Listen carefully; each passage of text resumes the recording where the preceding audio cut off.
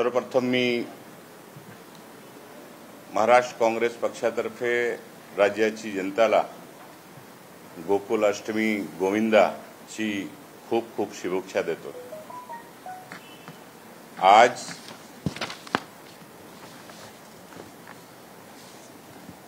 राहुल गांधीजींची ऐतिहासिक जे भारत जोडो यात्रा काश्मीर ते कन्याकुमारीपर्यंत 4000 किलोमीटर प्रवास पायी चालत करून केली होती। त्या तारीखला आज 1 वर्ष होत आहे। राहुल गांधीजींनी ह्या देशामध्ये जो नफरतचा वातावरण निर्मित मोदी सरकारच्या चुकीच्या निर्णय आणि या देशाच्या वातावरण जो दूषित केला होता त्या भारतला जोडण्यासाठी नफरत छोडो भारत जोडो अशा घोषणा देत काश्मीर ते कन्याकुमारी ते काश्मीरपर्यंत पूर्ण केली।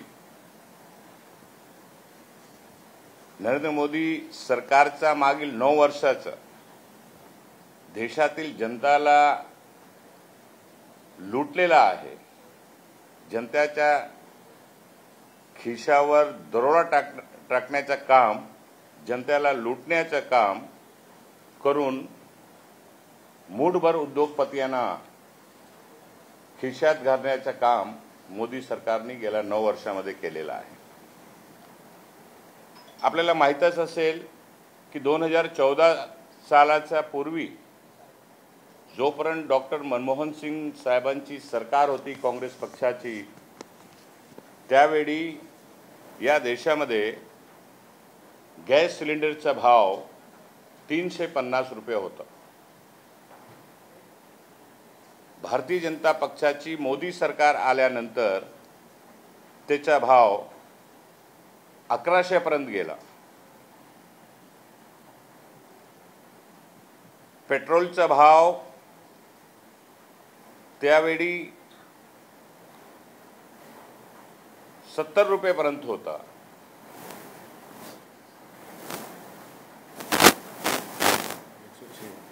आणि मोदी सरकार आल्यानंतर आज 100च्या वर गेलेला आहे। डिझेलचा भाव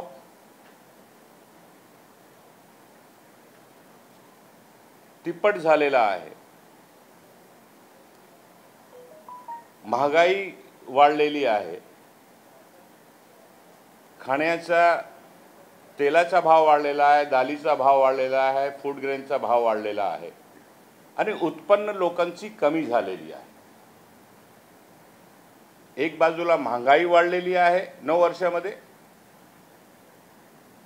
आणि देशाच्या गरीब, रोजगार, कामगार, मध्यमवर्गीय, व्यावसायिक सगळ्यांची उत्पन्न कमी झालेली आहे। या गेल्या 9 वर्षामध्ये मोदी सरकारचा जो कार्यकाल होता तो कार्यकाल या देशाला मागे टाकण्याचं काम केलेलं आहे। म्हणून आपण सगळ्यांनी पाहिलेलं आहे की मोदी सरकारने 2017 पासून सुरू केलेल्या उज्ज्वला योजनेच्या नावाखाली या देशातील माता भगिनींकडून 68,700 कोटी रुपये लुटलेले आहेत। पेट्रोल डिझेलची किमती भरमसाठ वाढवून मोदी सरकारने नफाखोरी केलेली आहे। 2014 साली पेट्रोलवर उत्पादन शुल्क 9.48 म्हणजे 9 रुपये 48 पैसा प्रति लिटर होता। डिझेलवर 3 रुपये 56 रुपये लिटर होता। मोदी सरकारने हा कर वाढवून पेट्रोलवर प्रति लिटर 32 रुपये 98 पैसे केला आणि डिझेलवर 31 रुपये 83 पैसे केला। म्हणजे 71 रुपये लिटर पेट्रोल होता ते उत्पादन शुल्क वाढवल्यामुळे 105 रुपयेपर्यंत गेला. 57 रुपये लिटर डिझेल किमती वाढून 95 रुपये झाली. म्हणजे जीवन आवश्यक वस्तूच्या किमती मोदी सरकारच्या काळात वाढलेला आहे. मोदी सरकार सर्वसामान्य जनतेच्या जगण्या मुश्किल करून टाकलेली आहे. मोदी सरकार व भाजपा महागाई विरोधी शेतकरी, छोटे व्यापारी यांच्यावर प्रश्नावर बोलत नाही. तो फक्त जाती धर्माच्या नावाखाली भांडणे लावण्याचा, राजकीय पोळी भांडण्यासाठी वेगवेगळ्या प्रकारच्या भाषण आणि हे करत आहे.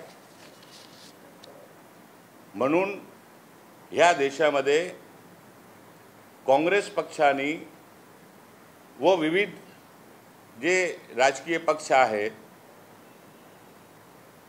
सर्व एकत्रित आलेले आहे आणि इंडिया गठबंधनची स्थापना करण्यात आलेली आहे. इंडिया गठबंधनची पहिली बैठक आपल्या सर्वांना माहीतच आहे की बिहारच्या पटनामध्ये झाली. दुसरी बैठक कर्नाटकाच्या बेंगलुरूमध्ये झाली आणि तिसरी बैठक 1 तारीखला 31 आणि 1 तारीखला मुंबईमध्ये झाली. ज्या दिवशी इंडिया गठबंधनची मुंबईमध्ये बैठक झाली त्या दिवशी मोदी सरकार 200 रुपये प्रति गॅस सिलेंडरचा भाव त्यांनी कमी केला. मला सांगा 350 रुपयाच्या 2014मध्ये काँग्रेस शासित डॉक्टर मनमोहन सिंगजीची सरकारच्या वेळी 350 रुपयाचा गॅस सिलेंडर आता 1100च्या वर गेला आणि 1100मध्ये 200 रुपये फक्त कमी केल्यानंतर काय दिलासा लोकांना मिळालेला आहे. फक्त खोटे आश्वासन द्यायचं, खोटे बोलायचं, रेटून बोलायचं, लोकांची दिशाभूल करायची, हा गेल्या 9 वर्षामध्ये चालला आहे. आज सीमाची सुरक्षाचा प्रश्न, बेरोजगार लोकांच्या नोकऱ्यांचा प्रश्न, बेरोजगारी दूर करण्याचा प्रश्न आहे, महिला भगिनींवर होत असलेल्या अत्याचाराचा विषय आहे, देशाची कानून व्यवस्था घसरलेली आहे, मागे विविध राज्यामध्ये जातीय तणाव, धार्मिक अस्त्र जाळण्याचं काम चालू आहे. हा देश कुठे घेऊन जाऊन ठेवणार आहे हा आज प्रश्न या देशाच्या जनताच्या समोर निर्माण झालेला आहे. म्हणून काँग्रेस पक्ष आणि इंडिया गठबंधन या देशाला वाचवण्यासाठी, या देशाच्या संविधान वाचवण्यासाठी, या देशाची लोकशाही वाचवण्यासाठी लोक एकत्र आलेले आहेत. म्हणून आज मोदी सरकार घाबरलेली आहे, त्यांच्या पायाचा खालचा बालू सरकलेला आहे. म्हणून वेगवेगळ्या प्रकारच्या स्टेटमेंट, आता ते भारत आपण बघितलं की G20च्या जे बैठक होणार आहे त्याच्यामध्ये त्या निमंत्रण पत्रिकामध्ये इंडियाच्या ऐवजी भारतचा उल्लेख करायला लागलेले आहेत. म्हणजे वेगवेगळ्या प्रकारच्या अशा प्रकारच्या ज्या ह्या देशाची जनताशी संबंधित किंवा जनताच्या फायद्याचा कुठल्याही प्रकारचा विषय नसेल असा प्रकारचा विषय घेऊन मूल मुद्दा टाळायचा, लोकांना भ्रम पसरून दिशाभूल करायची. आणि आपल्याला मी परत आठवण करून देतोय की 2014मध्ये जेव्हा निवडणुका झाला तेव्हा मोदी सरकारला फक्त 31% म्हणजे भारतीय जनता पक्ष NDAला 31% मतदान, भाजपाला 31% मतदान झाला होता. आणि 2019च्या निवडणुकामध्ये पुलवामा झाल्यानंतर 39% मतदान, 37% मतदान झाला आणि 63% मतदान भारतीय जनता पक्षाच्या विरुद्ध झाला होता. परंतु वेगवेगळे पक्ष, रिजनल पार्टी, वेगवेगळे पक्ष वेगवेगळे लढल्यामुळे मताचा विभाजन झाला 2019मध्ये. म्हणून मोदी सरकार परत या देशामध्ये आली आहे. आता इंडिया गठबंधनचे सर्व पक्ष वेस्ट बंगाल असो, बिहार असो, तमिळनाडू असो, केरळ असो, महाराष्ट्र असो, प्रत्येक आणि उत्तर प्रदेश असो, प्रत्येक देशाच्या जे राजकीय दुसरे पक्ष आहेत भारतीय जनता पक्ष सोडून प्रत्येक पक्ष या इंडिया गठबंधनमध्ये सामील झालेले आहे आणि इंडिया गठबंधनची ताकद वाढलेली आहे. काँग्रेस आणि राहुल गांधीजी या देशामध्ये या देश वाचवण्यासाठी, देशाची लोकशाही वाचवण्यासाठी, देशाचा संविधान वाचवण्यासाठी, देशाच्या तरुण शेतकऱ्यांना वाचवण्यासाठी, महिला भगिनींना न्याय मिळवून देण्यासाठी आज लढा लढत आहे.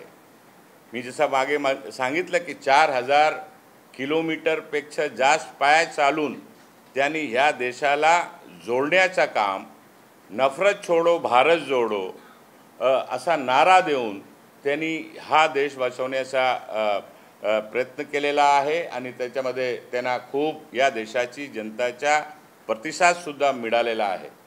आज 1 वर्ष होत आहे महाराष्ट्रामध्ये महाराष्ट्र काँग्रेसचे अध्यक्ष श्री नाना पटोलेजी हे विदर्भामध्ये फिरत आहेत आणि आज यात्रा काढत आहेत. संध्याकाळी सभा घेणार आहेत.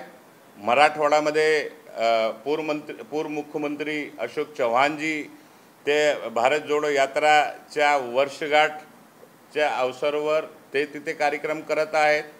बाळासाहेब थोरात स्वतः उत्तर महाराष्ट्रामध्ये फिरत आहेत. पृथ्वीराज चव्हाणजी पश्चिम महाराष्ट्रामध्ये फिरत आहेत. अशा संपूर्ण काँग्रेसचे राज्याचे नेते वेगवेगळ्या क्षेत्रामध्ये आज प्रेस कॉन्फरन्स घेऊन भारतीय जनता पक्ष मोदी सरकारच्या 9 वर्षाच्या कार्यकालाचा पोलखोल करण्याचं काम काँग्रेसच्या माध्यमातून आज राज्याची जनताला जागृत करण्यासाठी काँग्रेस पक्ष करत आहेत. आणि त्या अनुषंगाने आपण सर्वांच्या माध्यमातून मला महाराष्ट्री जनताला सांगायचं आहे की काँग्रेस पक्ष आणि विश्वास द्यायचा आहे की राहुल गांधीजी, काँग्रेस पक्ष खरगेजी असो, काँग्रेसचे अन्य नेते असो किंवा इंडिया गठबंधनमध्ये सामील झालेले वेगवेगळे पक्ष असो, महाराष्ट्रामध्ये शिवसेना उद्धव ठाकरेजींची शिवसेना असो, शरद पवार साहेबांची राष्ट्रवादी काँग्रेस असो, आम्ही सगळे एकत्र होऊन मिळून हा महाराष्ट्र राज्य आणि हा देश वाचवण्याची जे लढा सुरू केलेली आहे येणाऱ्या काळामध्ये आम्ही निश्चितपणे जिंकणार आहोत आणि या देशाची जनता आणि महाराष्ट्राला एकत्रित ठेवण्यासाठी, महाराष्ट्राची जनताला न्याय देण्यासाठी आम्ही यशस्वी होऊ असा आम्हाला विश्वास आहे.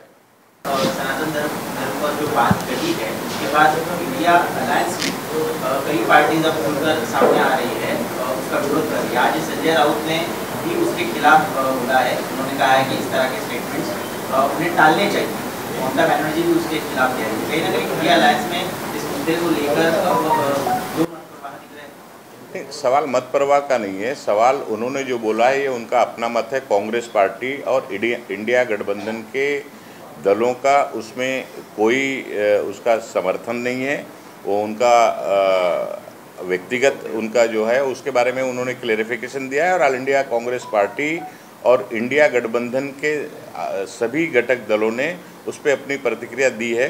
उस पर ज़्यादा और चर्चा करना उचित नहीं है. उन्हीं की बात को आज ए राजा आगे लेके गए और उन्होंने यहाँ पर कह दिया है कि वो ए राजा आगे लेके गए और उन्होंने कहा कि सनातन धर्म जो है वो लेप्रेसी और एड्स जैसा है, जो HIV जैसा है, जो लोगों को संक्रमित करता है. इस तरह से उसको खत्म कर देना. वो तो महात्मा फुले और डॉक्टर अम्बेडकर ने यही कहा था. वो मनुस्मृति के खिलाफ विधान है, उसमें कोई ये नहीं है, सवाल नहीं उसके बारे में. हो गया किया ना, केतकर साहब ने क्लियरिफाई किया.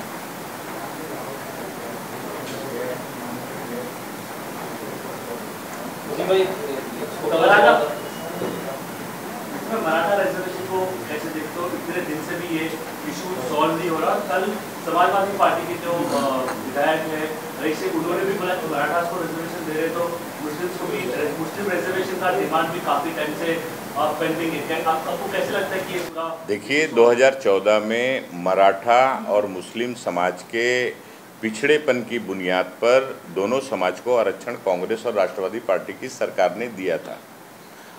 उसका अध्यादेश निकाला गया था, लेकिन चुनाव हुआ और दुर्भाग्य से हमारी सरकार चली गई, सरकार बदल गई, भारतीय जनता पार्टी की सरकार आई और भारतीय जनता पार्टी ने जिस तरह से उसको मुंबई हाई कोर्ट और देश के सर्वोच्च न्यायालय में उसका फॉलोअप करना चाहिए था, उसका जो मुद्दा रखना चाहिए था, वो उन्होंने नहीं किया। उनकी नाकामी की वजह से सर्वोच्च न्यायालय में वो आरक्षण टिक नहीं पाया।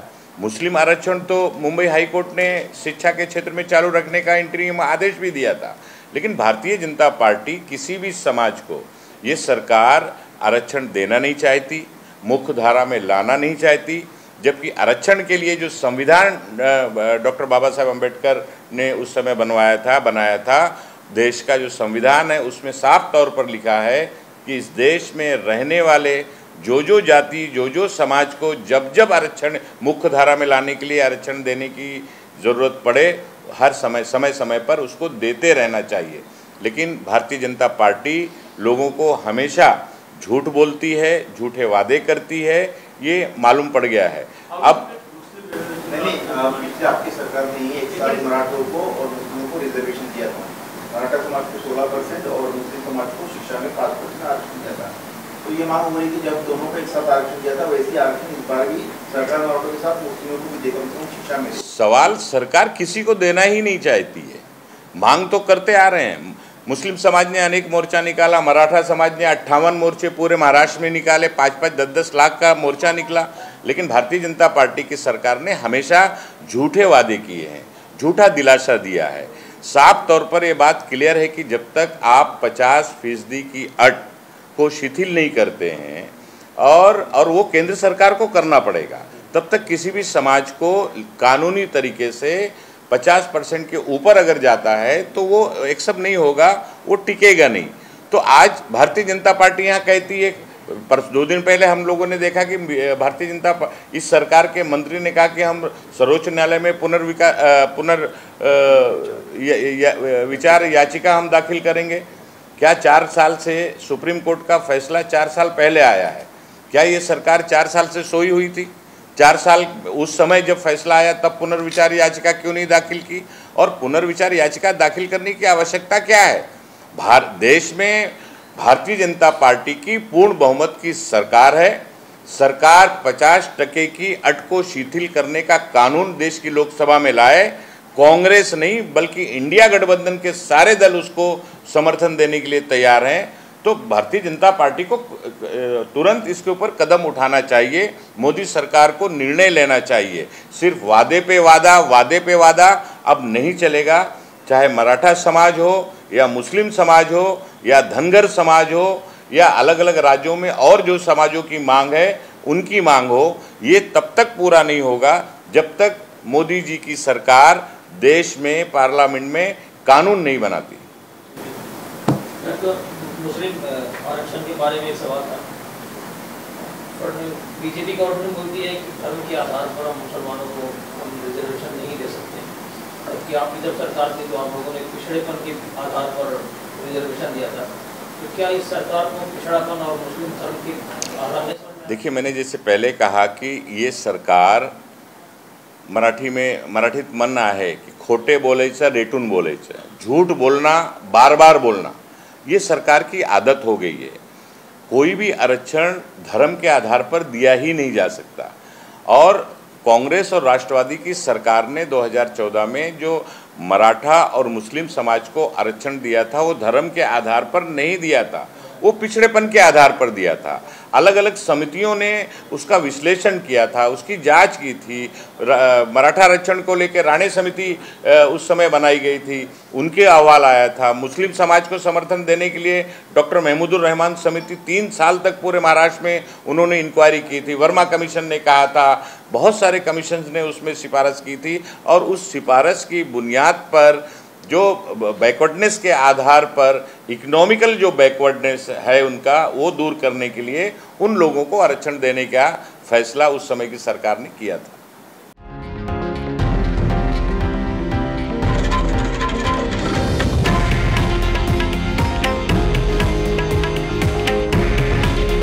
हे आहे देशातील नंबर 1 न्यूज नेटवर्क आणि आपण पाहत आहात TV9 मराठी. काळजी तुमची, हित महाराष्ट्राचं.